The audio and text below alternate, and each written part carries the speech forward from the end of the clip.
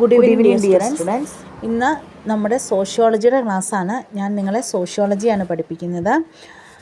എൻ്റെ പേര് Mary Sebastian. അപ്പോൾ നമുക്ക് സോഷ്യോളജിയുടെ ക്ലാസ്സിലേക്ക് പോകാം. വളരെ എളുപ്പമാണ് സോഷ്യോളജി എന്ന് പറയുന്ന സബ്ജക്റ്റാണെങ്കിലും ഒന്ന് വായിച്ച് നോക്കിയാൽ തന്നെ പെട്ടെന്ന് മനസ്സിലാകുന്ന ഒരു വിഷയമാണ് സോഷ്യോളജി.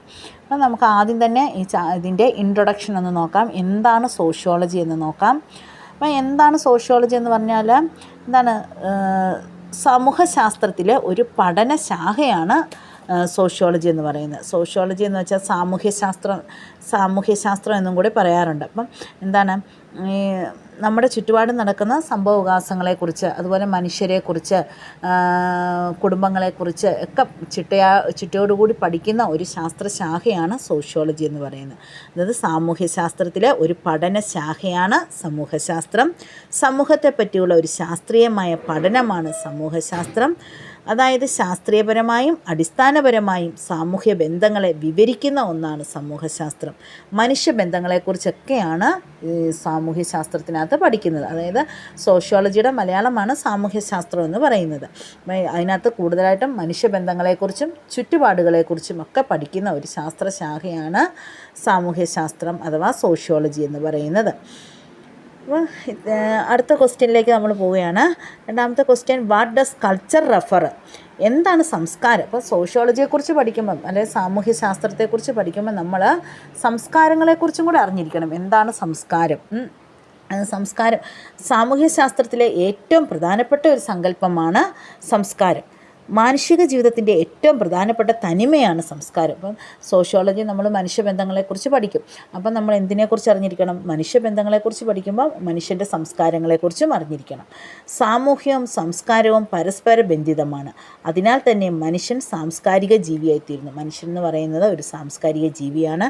മനുഷ്യരെ മറ്റ് ജീവികളിൽ നിന്ന് വ്യത്യസ്തമാക്കുന്ന ഒന്നുകൂടിയാണിത്. അതുപോലെ തന്നെ മനുഷ്യൻ്റെ ഭാഷ, വസ്ത്രധാരണം, ആചാരങ്ങൾ, കീഴ്വഴക്കങ്ങൾ എന്നിവയെല്ലാം സംസ്കാരത്തിൻ്റെ ഘടകങ്ങളാണ്. അപ്പോൾ സംസ്കാരത്തിൻ്റെ ഭാഗമായിട്ട് വരുന്നതാണ് അവൻ്റെ ഭാഷ, വസ്ത്രധാരണം, ആചാരങ്ങൾ, കീഴ്വഴക്കങ്ങൾ. ഇതെല്ലാം ഇപ്പോൾ സംസ്കാരത്തിൻ്റെ ഘടകങ്ങളാണ്. ഈ സംസ്കാരങ്ങളെല്ലാം തന്നെ എവിടെ പഠന വിഷയമാകുന്നു? സോഷ്യോളജിയിൽ പഠന വിഷയമാകുന്നുമുണ്ട്. അടുത്ത ക്വസ്റ്റ്യൻ, വാട്ട് ഈസ് സയൻസ്? അതുപോലെ തന്നെ എന്താണ് സോഷ്യോളജിയുമായിട്ട് ബന്ധപ്പെട്ട മറ്റൊരെണ്ണമാണ് സംസ്കാരം പോലെ തന്നെ മറ്റൊന്നാണ് എന്താണ് സയൻസ്, ശാസ്ത്രം. ശാസ്ത്രവുമായിട്ടും സോഷ്യോളജിക്ക് ബന്ധമുണ്ട്. അന്വേഷണത്തിനുള്ള അറിവിനെ വർദ്ധിപ്പിക്കാനുള്ള പ്രതിഭാസമാണ് ശാസ്ത്രം. ശാസ്ത്രം എന്ന് പറഞ്ഞാൽ എന്താണ്? അന്വേഷണത്തിനുള്ളവയ്ക്കും യുക്തിയിലുള്ളവയ്ക്കും അറിവിനെ വർദ്ധിപ്പിക്കാനുള്ള പ്രതിഭാസമാണ്. അതായത് ഈ സാമൂഹ്യശാസ്ത്രം ഇതുപോലെ തന്നെയാണ്, സയൻസ് പോലെ തന്നെയാണ് സത്യസന്ധമായിട്ടും യുക്തിസഹവുമായിട്ടുള്ള കാര്യങ്ങളാണ് അതിനകത്ത് പ്രതിപാദിക്കുന്നത്.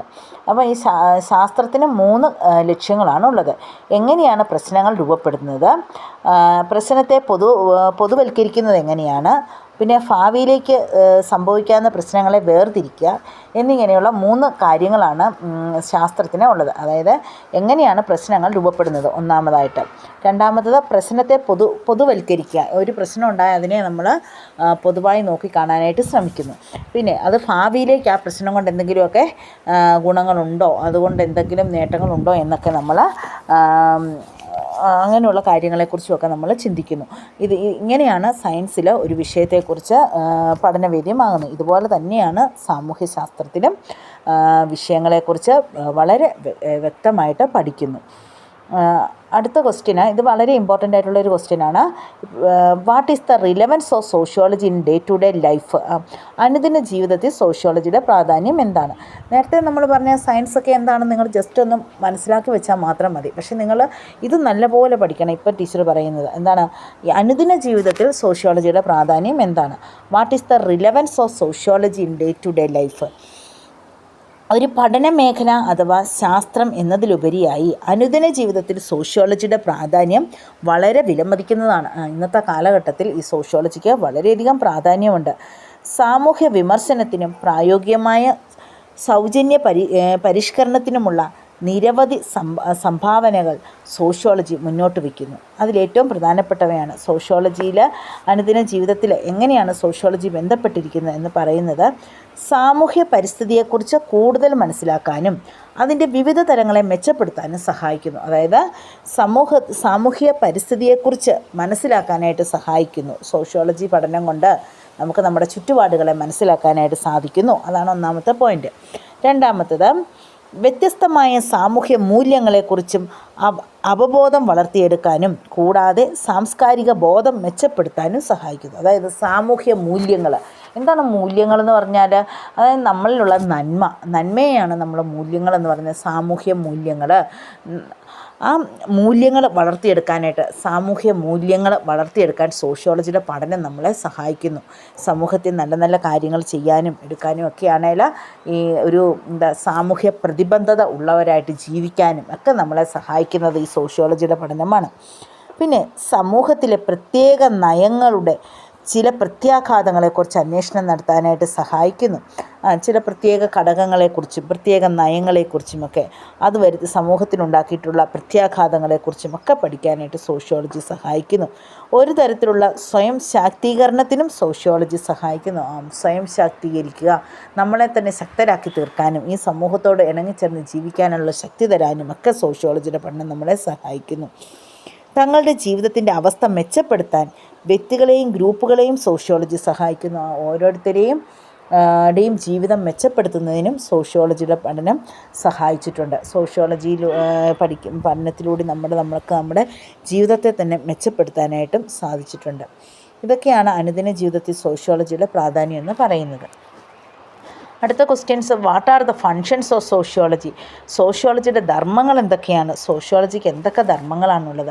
നാം ജീവിക്കുന്ന സമൂഹത്തെക്കുറിച്ചും സാമൂഹ്യ ചുറ്റുപാടുകളെക്കുറിച്ചും അറിവ് നൽകുന്ന ഒന്നാണ് സാമൂഹ്യശാസ്ത്രം.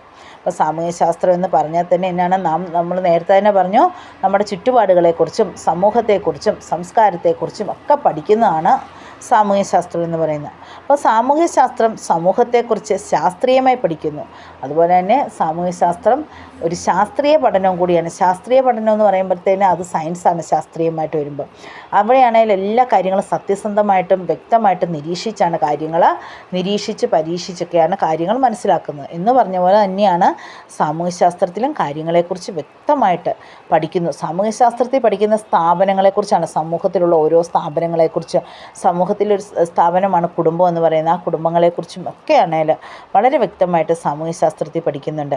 സമൂഹത്തെ മനസ്സിലാക്കാനും സമൂഹത്തിൻ്റെ പ്ലാനിങ് നടത്താനും സാമൂഹ്യശാസ്ത്ര പഠനം അനിവാര്യമാണ്. ഈ സമൂഹത്തെക്കുറിച്ച് മനസ്സിലാക്കാനും ഈ സമൂഹത്തിൻ്റെ പദ്ധതികൾ എന്തൊക്കെയാണെന്ന് രൂപകൽപ്പന ചെയ്യാനും ഒക്കെ സാമൂഹ്യശാസ്ത്ര പഠനം നമ്മെ സഹായിക്കുന്നു. പിന്നെ സാമൂഹ്യ പ്രശ്നങ്ങൾ പരിഹരിക്കുന്നതിൽ അതിന് ഭയങ്കര ഒരു പങ്കാണുള്ളത്. സമൂഹത്തിൽ ഒത്തിരിയേറെ പ്രശ്നങ്ങളുണ്ടാകാറുണ്ടല്ലേ. ഈ പ്രശ്നങ്ങളൊക്കെ പരിഹരിക്കുന്നതിന് സാമൂഹ്യശാസ്ത്ര പഠനം നമ്മളെ സഹായിക്കുന്നുണ്ട്. മനുഷ്യൻ്റെ അന്തസ്സിലേക്കും ആന്തരികമായ മൂല്യത്തിലേക്കും സമൂഹശാസ്ത്രം നമ്മുടെ ശ്രദ്ധ ആകർഷിക്കുന്നു. അതായത് മനുഷ്യൻ്റെ അന്തസ്സിനെക്കുറിച്ച് ഇതിനകത്ത് പറയുന്നുണ്ട്. അവൻ്റെ പദവി, മനുഷ്യൻ എങ്ങനെ ജീവിക്കണം എന്നതിനെക്കുറിച്ചും പിന്നെ അവൻ്റെ ആന്തരിക മൂല്യങ്ങൾ, എല്ലാ മനുഷ്യരിലും നന്മയുണ്ട്, ആ മൂല്യങ്ങളെക്കുറിച്ചും ഒക്കെ ഇതിനകത്ത് പറയുന്നുണ്ട്. അതുപോലെ തന്നെ കുറ്റകൃത്യങ്ങൾ ചെയ്യുന്ന മനുഷ്യരുണ്ടല്ലേ. പലതരത്തിലുള്ള മനുഷ്യരാണ് ഈ സമൂഹത്തിലുള്ളത്. എല്ലാ മനുഷ്യരും ഒരുപോലെയല്ല, പലതരത്തിലുള്ളവരാണ്, പല സ്വഭാവങ്ങളുള്ളവരാണ്. ഇവരുടെയൊക്കെ ഇടയിൽ ഇവരെക്കുറിച്ചൊക്കെ പഠിക്കുക എന്നുള്ളതാണ് സാമൂഹ്യശാസ്ത്രത്തിൻ്റെ മറ്റൊരു ധർമ്മം എന്ന് പറയുന്നത്. അപ്പോൾ കുറ്റകൃത്യങ്ങളെക്കുറിച്ചുള്ള വീക്ഷണവും ശരിയായ രീതിയിൽ വീക്ഷണവും എല്ലാം സാമൂഹ്യശാസ്ത്രത്തിൽ നടക്കുന്നു. മാനവ സംസ്കാരം സമ്പന്നമാക്കുന്നതിന് സാമൂഹ്യശാസ്ത്രം മഹത്തായ സംഭാവനകൾ നൽകിയിട്ടുണ്ട്. അതുപോലെ തന്നെ മാനവ സംസ്കാരം സമ്പന്നമാക്കുന്നതിനും സോഷ്യോളജി പഠനം സഹായിക്കുന്നുണ്ട്. അന്താരാഷ്ട്ര പ്രശ്നങ്ങൾ പരിഹരിക്കുന്നതിൽ സാമൂഹ്യശാസ്ത്രം വലിയ പങ്ക് വഹിക്കുന്നുണ്ട്. നമ്മുടെ രാജ്യത്തിൻ്റെ മാത്രമല്ല മൊത്തത്തിലുള്ള അന്താരാഷ്ട്ര പ്രശ്നങ്ങൾ പോലും പരിഹാരം കണ്ടെത്താനായിട്ട് സോഷ്യോളജിക്ക് കഴിഞ്ഞിട്ടുണ്ട്. വലിയ വലിയ പ്രശ്നങ്ങളിലും എല്ലാം സോഷ്യോളജി ഇടപെടുന്നുണ്ട്.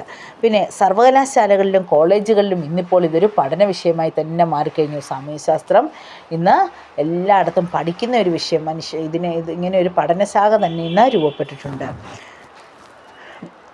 ഇത് വളരെ ഇമ്പോർട്ടൻ്റ് ആയിട്ടുള്ളൊരു ക്വസ്റ്റ്യനാണ്, പരീക്ഷയ്ക്കൊക്കെ ചോദിക്കുന്നതാണ്. What are the functions of sociology? വളരെ സിമ്പിളായിട്ട് നമുക്ക് പറയാമല്ലേ. എന്തൊക്കെയാണ്? സാമൂഹ്യ ചുറ്റുപാടുകളെക്കുറിച്ച് നമുക്ക് അറിവ് നൽകുന്നു, അതുപോലെയാണെങ്കിൽ ശാസ്ത്രീയമായിട്ടുള്ള പഠനം നൽകുന്നു, സമൂഹത്തിൻ്റെ പ്ലാനിങ് മനസ്സിലാക്കാൻ സഹായിക്കുന്നു, സാമൂഹ്യ പ്രശ്നങ്ങൾ പഠിക്കാനായിട്ട് സഹായിക്കുന്നു, പിന്നെ മനുഷ്യൻ്റെ അന്തസ്സിലേക്കും മൂല്യങ്ങളിലേക്കും ഇത് വെളിച്ചം വീശുന്നു, മാനവ സംസ്കാരത്തെക്കുറിച്ച് പഠിക്കാൻ സഹായിക്കുന്നു, അന്താരാഷ്ട്ര പ്രശ്നങ്ങൾ പരിഹരിക്കാനായിട്ട്, കുറ്റകൃത്യങ്ങളെക്കുറിച്ച് പഠിക്കാനായിട്ട്, പിന്നെ കോളേജുകളിലും സർവകലാശാലകളിലുമൊക്കെ ഇന്നൊരു പഠന വിഷയമാക്കി മാറ്റിയിരിക്കുന്നു. ഇങ്ങനെ വളരെ സിമ്പിളായിട്ട് നമുക്ക് മനസ്സിലാക്കാവുന്നതാണ് സോഷ്യോളജിയുടെ ധർമ്മങ്ങൾ. ഇതൊക്കെയാണ് സോഷ്യോളജി ചെയ്യുന്ന ധർമ്മങ്ങൾ.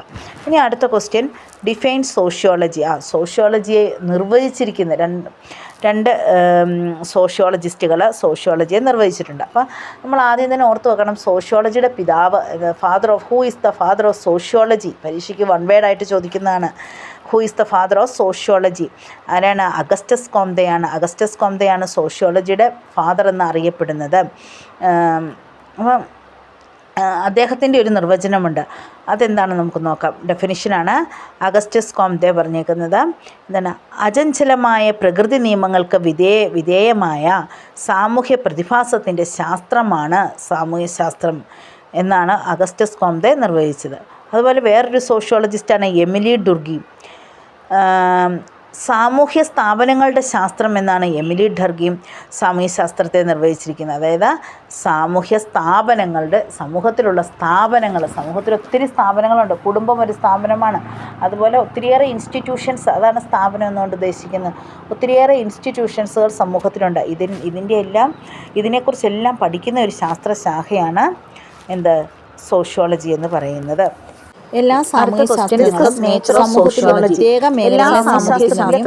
സമൂഹത്തിൻ്റെ പ്രത്യേക മേഖലകളെ സംബന്ധിക്കുന്നവയും അതിനാൽ തന്നെ സമൂഹത്തിൻ്റെ പ്രത്യേകമായ സവിശേഷതകൾ പ്രതിപാദിക്കുന്നവയുമാണ്. അതായത് സാമൂഹ്യശാസ്ത്രത്തിൻ്റെ ഘടനയാണ് നമ്മളിനി നോക്കുന്നത്. അപ്പോൾ സാമൂഹ്യശാസ്ത്രത്തിൻ്റെ ഘടന എന്ന് പറയുമ്പം എല്ലാ സാമൂഹ്യശാസ്ത്രങ്ങളും സമൂഹത്തിൻ്റെ പ്രത്യേക മേഖലകളെക്കുറിച്ചാണ് പഠിക്കുന്നത്. അപ്പോൾ സാമൂഹ്യശാസ്ത്രത്തിൻ്റെ ഘടന എന്താണെന്ന് ചോദിക്കുമ്പോൾ എന്താ പറയേണ്ടത് നമ്മൾ? അതിനകത്ത് സമൂഹത്തിൻ്റെ പ്രത്യേക മേഖലകളെക്കുറിച്ചാണ് സാമൂഹ്യശാസ്ത്രത്തിൽ പഠിക്കുന്നത്. അതുകൊണ്ട് തന്നെ സമൂഹ ജീവിത നിയമങ്ങളുടെ അടിസ്ഥാന തത്വങ്ങൾ അന്വേഷിക്കുന്നതും വിവിധ സാമൂഹ്യശാസ്ത്ര ഫലങ്ങൾ സമന്വയിപ്പിക്കുന്നതുമായ ഒരു പൊതുശാസ്ത്രശാഖയുടെ ആവശ്യകത ഉണ്ട് ഇതിന്. അതായത് ഇതിനകത്ത് സമൂഹത്തിൻ്റെ നിയമങ്ങളും ചട്ടങ്ങളും എല്ലാം ആവശ്യമായിട്ടുണ്ട്. അപ്പോൾ സാമൂഹ്യശാസ്ത്രത്തിൻ്റെ ഘടന എന്ന് പറയുമ്പം അതൊരു സമൂഹത്തിൻ്റെ ഒരു പ്രത്യേക മേഖലകളെക്കുറിച്ച് പഠിക്കുന്നു. അതിന് സമൂഹത്തിൻ്റേതായ നിയമങ്ങളും ചട്ടങ്ങളും എല്ലാം ആവശ്യമായിട്ട് വരുന്നുണ്ട്. പിന്നെ വസ്തുക്കളുടെ അല്ലെങ്കിൽ സത്യങ്ങളുടെ ഒരു ശേഖരം ചിട്ടയോടെ ക്രമീകരിച്ചതുമാവണം. അതായത് അവിടെ നമ്മൾ ചുമ്മാതുള്ളൊരു പഠനമല്ല അതിനാവശ്യമായിട്ടുള്ളത്, സത്യസന്ധമായ പഠനങ്ങളായിരിക്കണം, അത് ചിട്ടയോടെ ക്രമീകരിച്ചിട്ടുള്ളതുമായിരിക്കണം. ആ നിലയ്ക്ക് സാമൂഹ്യശാസ്ത്രത്തെയും ശാസ്ത്രമായി കണക്കാക്കാനാവില്ലെന്നും ചിലർ വാദിക്കുന്നുണ്ട്. അപ്പോൾ ചിലർ പറയുന്നുണ്ട് സാമൂഹ്യശാസ്ത്രം എന്ന് പറയുന്ന ഒരു ശാസ്ത്രമല്ലതെന്ന്. കാരണം ശാസ്ത്രം എന്ന് പറയുമ്പോഴത്തേന് ശാസ്ത്രത്തിന് കുറച്ചും കൂടി യുക്തിസഹമായ ചിട്ടയോടുകൂടിയുള്ള പഠനങ്ങളാണ് ശാസ്ത്രത്തിൽ കാണാൻ നമുക്ക് സാധിക്കുന്നത്, സത്യസന്ധമായ കാര്യങ്ങളാണ്. പക്ഷേ ഇവിടെ സാമൂഹ്യശാസ്ത്രത്തിലാണെങ്കിൽ നമ്മൾ സമൂഹത്തെക്കുറിച്ചും അതുപോലെയാണ് മനുഷ്യനെക്കുറിച്ചും ഒക്കെയാണ് പഠിക്കുന്നത്. അപ്പം മനുഷ്യനെക്കുറിച്ച് പഠിക്കുക എന്ന് പറയുന്നത് വളരെ പാടുള്ളൊരു കാര്യമാണ്. കാരണം എപ്പോൾ വേണമെങ്കിലും മനുഷ്യൻ്റെ സ്വഭാവം മാറിക്കൊണ്ടിരിക്കും, അല്ലേ? ഇപ്പം കാണുന്നൊരു സ്വഭാവ രീതി ആയിരിക്കത്തില്ല മനുഷ്യൻ്റെ നാളത്തെ സ്വഭാവം. അപ്പോൾ എപ്പോഴും ഓരോ മനുഷ്യനും വ്യത്യസ്തങ്ങളായ സ്വഭാവങ്ങളാണ് നിലനിൽക്കുന്നത്. അപ്പോൾ അതിനെക്കുറിച്ച് പഠിക്കുക എന്ന് പറയുന്നത് വളരെ പ്രയാസമുള്ള കാര്യമാണ്. എന്നാൽ സയൻസിനകത്ത് പല വിഷയങ്ങളും കൈകാര്യം ചെയ്യുമ്പോൾ അത് യുക്തിസഹമായിട്ടും അതുപോലെ പരീക്ഷണ നിരീക്ഷണങ്ങളിലൂടെയൊക്കെ കണ്ടെത്തുന്ന കാര്യങ്ങളായിരിക്കും. അതപ്പോൾ വളരെയധികം സത്യസന്ധമായിട്ടുള്ള കാര്യങ്ങളായിരിക്കും. മനുഷ്യനെക്കുറിച്ച് പഠിക്കുമ്പോൾ നമുക്ക് സത്യസന്ധമായി പഠിക്കുക എന്ന് പറയുന്നത് വളരെ പ്രയാസമുള്ള കാര്യമാണ്. അപ്പോൾ അതുപോലെ സമൂഹം എന്ന് പറയുന്നത് എപ്പോഴും മാറ്റത്തിന് വിധേയമാണ്. സമൂഹത്തിൽ ഇന്നലകളുടെ രീതിയല്ല ഇന്ന്. അപ്പോൾ സമൂഹം എന്ന് പറയുമ്പോൾ എപ്പോഴും മാറ്റത്തിന് വിധേയമാണ്. ആ സമൂഹത്തെക്കുറിച്ചാണ് നമ്മൾ പഠിക്കുന്നത്. അപ്പോൾ അവിടെ നമുക്ക് സത്യസന്ധമായ ഒരു പഠനം നടത്തുക എന്ന് പറയുന്നത് വളരെ വിഷമമായിട്ടുള്ള കാര്യമാണ്. പഴയതും കൂടുതൽ ഉറച്ചതുമായ മറ്റനവധി ശാസ്ത്രങ്ങളുമായി താരതമ്യം ചെയ്യുമ്പോൾ സാമൂഹ്യശാസ്ത്രം അത്ര വലിയ ഉയരങ്ങളിലൊന്നും എത്തിച്ചേർന്നിട്ടില്ല. സാമൂഹ്യശാസ്ത്രത്തിന് സയൻസ് പോലെ ഒത്തിരി ഉയരങ്ങളിലൊന്നും എത്തിച്ചേരാനായിട്ട് സാധിച്ചിട്ടില്ല. ഇന്നും പലരും സാമൂഹ്യശാസ്ത്രം ക്രമരഹിതവും അസംഘടിതമായ ശാസ്ത്രമാണെന്ന് കരുതുന്നു. പലരുടെയും അഭിപ്രായത്തിൽ സാമൂഹ്യശാസ്ത്രം എന്ന് പറയുന്നത് ഒരു അശാസ്ത്രീയമായ ഒരു ശാസ്ത്രമായിട്ടാണ്. അതായത് അതിന് വലിയ ശാസ്ത്രത്തിൻ്റെ പിന്തുണയൊന്നും ഇല്ല എന്നാണ് പറയുന്നത്. അസംഘടിതവും അത് ശരിയായ രീതിയിൽ ചിട്ടപ്പെടുത്താൻ പറ്റാത്തതുമായ ഒരു ശാസ്ത്രമായിട്ടാണ് കരുതപ്പെടുന്നത്. പൊതുവേ പറഞ്ഞാൽ സാമൂഹ്യശാസ്ത്രം അതിൻ്റെ പ്രായോഗികക്ഷമമായ സങ്കല്പങ്ങളും രീതിശാസ്ത്രവും കൊണ്ട് സമൂർത്തമായ ഒരു ശാസ്ത്രമായിക്കൊണ്ടിരിക്കുന്നു. ഈ സാമൂഹ്യശാസ്ത്രത്തിൻ്റെ പോരായ്മകൾ എന്തൊക്കെയാണെന്ന് നോക്കിക്കേ. പരീക്ഷണത്തിൻ്റെ അഭാവം. സാമൂഹ്യശാസ്ത്രത്തിന് ഒത്തിരിയേറെ പോരായ്മകളുണ്ട്. ഫസ്റ്റ് വൺ എന്താണ്? പരീക്ഷണത്തിൻ്റെ അഭാവം. സയൻസ് വിഷയങ്ങളെല്ലാം പരീക്ഷണങ്ങളിലൂടെയാണ് തെളിയിക്കപ്പെടുന്നത്. എന്നാൽ സാമൂഹ്യശാസ്ത്രം എന്ന് പറയുമ്പോഴത്തേക്കിന് അവിടെ പരീക്ഷിക്കാനുള്ള വ്യക്തി ആരാണ്? മനുഷ്യരും അവൻ്റെ ചുറ്റുപാടുകളും സമൂഹങ്ങളും ഒക്കെയാണ്. അതിനെ നമുക്ക് അത് എപ്പോഴും മാറ്റത്തിന് വിധേയമാണ്. അതുകൊണ്ട് തന്നെ പരീക്ഷണത്തിൻ്റെ അഭാവം അവിടെ കാണാം. പിന്നെ വസ്തുനിഷ്ഠമല്ല, സത്യസന്ധമായിട്ടുള്ള കാര്യങ്ങളല്ല അവിടെ പലതും. കൃത്യതയുടെ അഭാവം ഉണ്ടായിരിക്കും. പല കാര്യങ്ങളിലും കൃത്യനിഷ്ഠ ഉണ്ടാകില്ല. കാര്യക്ഷമമല്ലാത്ത പല കാര്യങ്ങളും അവിടെ കാണാനായിട്ട് സാധിക്കും. അതായത് കാര്യക്ഷമമല്ലാത്ത സംജ്ഞാശാസ്ത്രം, ഇതൊരു കാര്യക്ഷമമല്ലാത്ത ഒരു ശാസ്ത്രമാണെന്നും പറയപ്പെടുന്നു. ഇനി ഈ what are the characteristics of social science? സാമൂഹ്യശാസ്ത്രത്തിൻ്റെ സവിശേഷതകൾ എന്തൊക്കെയാണ്? അതിൻ്റെ ക്യാരക്ടറിസ്റ്റിക്സ് അത് പരീക്ഷയ്ക്ക് ചോദിക്കാവുന്നതാണ്. സാമൂഹ്യശാസ്ത്രത്തിൻ്റെ ക്യാരക്ടറിസ്റ്റിക്സ് എന്തൊക്കെയാണ്? സാമൂഹ്യശാസ്ത്രം ഒരു സമൂഹശാസ്ത്രമാണ്, പ്രകൃതിശാസ്ത്രമല്ല. സാമൂഹ്യശാസ്ത്രം എന്ന് പറയുന്നത് അതൊരു സമൂഹത്തെക്കുറിച്ചുള്ള ശാസ്ത്രമാണ്, അല്ലാതെ പ്രകൃതിശാസ്ത്രമല്ല. സാമൂഹ്യശാസ്ത്രം സ്പഷ്ടമായ ഒരു പഠനമാണ്. സാമൂഹ്യശാസ്ത്രം ഒരു ശുദ്ധശാസ്ത്രമാണ്, പ്രായോഗിക ശാസ്ത്രമല്ല. സാമൂഹ്യശാസ്ത്രം ഒരു അമൂർത്ത ശാസ്ത്രമാണ്. സാമൂഹ്യശാസ്ത്രം മാനുഷിക ഇടപെടലുകളുടെയോ ബന്ധങ്ങളുടെയോ പൊതു നിയമങ്ങളുടെയോ തത്വമാണ് അന്വേഷിക്കുന്നത്. സാമൂഹ്യശാസ്ത്രം യുക്തിസഹവും അനുഭവസിദ്ധവുമായ ശാസ്ത്രമാണ്. ഇതൊക്കെയാണ് സാമൂഹ്യശാസ്ത്രത്തിൻ്റെ ക്യാരക്ടറിസ്റ്റിക്സ്. സാമൂഹ്യശാസ്ത്രം അനുഭവ സമ്പത്തുള്ള ഒരു ശാസ്ത്രമാണ്.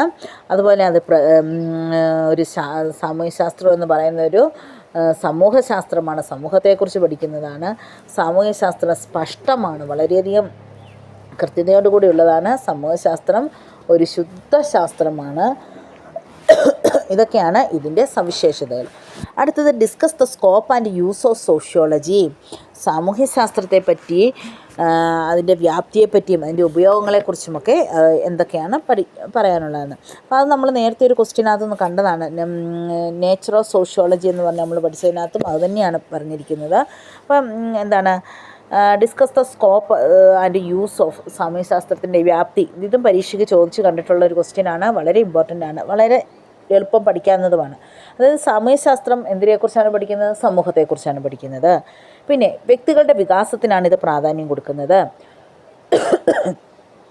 സമൂഹത്തെ മനസ്സിലാക്കാനും സമൂഹത്തിൻ്റെ പദ്ധതികൾ വിഭാവനം ചെയ്യാനും ഇത് ആവശ്യമാണ്. അപ്പോൾ സാമൂഹ്യശാസ്ത്രത്തിനകത്ത് എന്താണ്? സമൂഹത്തെ മനസ്സിലാക്കുന്നു, അതുകൊണ്ട് വ്യക്തികളുടെ പ്ലാനുകളെക്കുറിച്ചും പദ്ധതികളെക്കുറിച്ചും ഒക്കെ പഠിക്കുന്നു. സാമൂഹ്യ പ്രശ്നങ്ങൾ പരിഹരിക്കുന്നു, കുറ്റകൃത്യങ്ങളെക്കുറിച്ച് പഠിക്കുന്നു.